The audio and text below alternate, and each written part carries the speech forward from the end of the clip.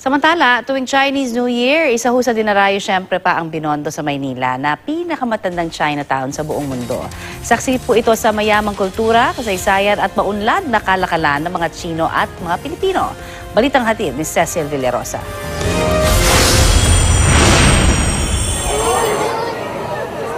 Sa Ongpin Street, makikita ang hilera ng mga nagtitinda ng Lucky Charm at mga Chinese restaurant na talaga namang dinarayo.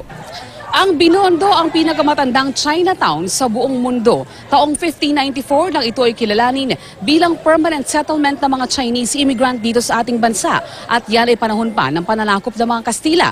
At dahil Chinese New Year, bida syempre ang mga pagkaing Chinese. At yan ang ating pakay dito sa Binondo. Sa budget na 500 pesos, ano-ano nga ba ang pwedeng matikman ng mga putahing Chinese? Sa The Great Buddha Cafe, swak ang budget na yan para sa 3 kombinasyon ng mga putahe. Para sa unang kombinasyon, ang total budget, 495 pesos. So unang-una, ito yung ating soy chicken rice. Ito ay, ang chicken na to, no, nilubog natin sa soy sauce, tapos dahan-dahan siyang niluto. Ayan, this is only 210 pesos. No? Tapos ito syempre, dito yung ating ube pao. Itong ube pao na to, ang palaman niya is bola-bola. No? So, ang pinagkaiba na itong siopaw natin is meron siyang ube sa loob. No? So, ang pinagkaiba na to, pag kahit malamig na siya, malambot pa rin siyang kainin. And then, ito naman yung ating radish cake. Ako, ito kakaiba to. Pag kinain mo talagang napakabango, kakaiba yung flavors. Sulit din ang 496 pesos para sa ikalawang kombinasyon ng mga nakatatakam na mga pagkain.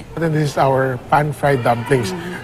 Mapapansin nyo, meron siyang parang balat sa ilalim. No?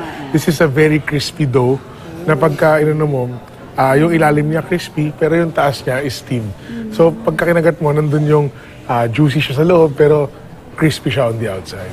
This is 148 pesos lang. This is the beef ho fan noodle. Yan. This is ito naman is stir-fried siya. Pero ano to, ito hindi siya normal noodle. This is made of rice noodles. No? So flat noodle siya. Yes, rice noodle siya na flat. Tapos ang ano dyan, pagka kinakain mo, talaga maaamoy mo yung wok taste. Ito, syempre, meron kang dessert, no? Ito, pinagkaiba natin ito. Itong, hindi to normal na buchi. This is lava buchi. No? So, custard feeling siya sa loob. Pagka binuksan mo, talaga nag-u-ooze siya. Para sa ikatlong kombinasyon, may kasama ng masarap na panulak para sa total budget na 503 pesos. Itong next set natin, ito medyo lumagpas lang tayo ng konti sa 500. This is 503 pesos. Yes. Ito ang tinatawag nating beef tendon rice, no? So, yan, makikita nyo, yung nasa taas na yan, that's beef tendon. Hindi yan taba. Actually, ito, pag tinignan mo mukha siyang taba, pero beef tendon yan, yan yung mga litid. So, matagal na yung pinakuluan, dahan-dahan, para maging malambot siya. Ito yung ating pork and shrimp siomai. At syempre, kung medyo merong pambala, dapat merong panulak, no? So, ito naman yung ating soya milk. At syempre, hindi mawawala ang pinaka-inaabangang bahagi, ang pagtikim sa malasa at masarap na Chinese food. Ang Binondo mayaman din sa kasaysayan. Sa mga lumang litratong ito na nakadisplay sa isang hotel, makikita ang itsura noon ng Binondo. Patunay ito na noon pa man, sentro na ng komersyo ang Binondo dahil sa mga nakatayong matatayog na gusali. Ang Ongpin Street na sentro ng pagdiriwang, ipinangalan pala sa negosyante at pilantropong si Roman Ongpin na tumulong sa kilusang propaganda laban sa mga Kastila. Ang altar na ito ng Santo Cristo de Longos na nasa gilid lamang ng kalsada, dinadasalan at inaalayan ng kandila ng mga Katolikong Filipino-Chinese. Sinasabing malaki ang papel ng Santo Cristo de Longos para mahikayat ang mga Chinese immigrant noon na maging Katoliko. Ang Binondo Church na ilang ulit na nasira ng kalamidad at nagdaang mga gera sa bansa, isa rin sa mga dinarayo ng husto. Sa Binondo Church, nag-isang dibdib sina Andres Bonifacio at Gregoria de Jesus. Sa harap ng Binondo Church ay ang dating Plaza Calderon de la Barca.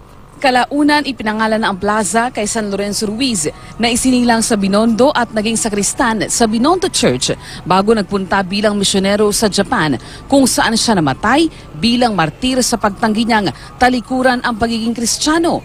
Ilang daang taon man na lumipas mula lang maitatag ang Binondo Chinatown, may mga tradisyon na nananatiling buhay.